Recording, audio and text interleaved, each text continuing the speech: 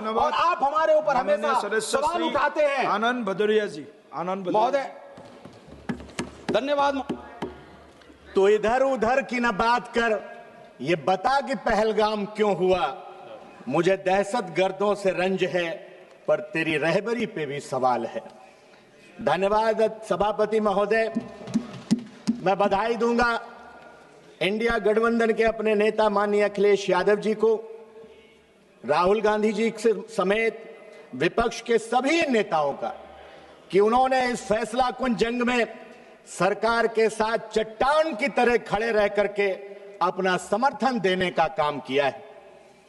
मैं अपनी देश की बहादुर फौज और अपने वीर सैनिकों को उनका अभिनंदन करना चाहूंगा, जिन्होंने दुश्मन देश की छाती पर चढ़ करके आतंकी ठिकानों को नेस्तनाबूद करने का काम किया है। साथ ही साथ पहलगाम में हुए खुफिया तंत्र की विफलता पर, विदेश नीति की विफलता पर तथा डोनाल्ड ट्रंप की बेलगाम बयानबाजी की चुप्पी साधने पर भारतीय जनता पार्टी सरकार की कड़ी भर्त्सना भी करना चाहूंगा। सभापति जी, पहलगाम में जो दुखद घटना हुई वो देश के माथे पर कलंक का टीका है। देश जानना चाहता है जिन्होंने हमारी बहनों का सिंदूर उजाड़ा और ये कहा कि मोदी को जाकर के बता देना उन कायरों का क्या हुआ। उनकी चुनौती को स्वीकार करके आर पार की लड़ाई लड़नी चाहिए थी। फिर बकौल रक्षा मंत्री जी, चाहे पेंसिल टूटती या फिर पेन टूटता, कहीं न सबको समंदर बहा के ले जाए। ये खेल खत्म करो कश्तियां बदलने का, सियाह रात नहीं लेती नाम ढलने का, यही तो वक्त था सूरज तेरे निकलने का। आपने ऑपरेशन से पहले विपक्षी नेताओं से बात की थी, तो फिर सीज फायर से पहले विपक्ष को विश्वास में क्यों नहीं लिया। आगाज अच्छा था पर अंजाम समर्पण वाला था।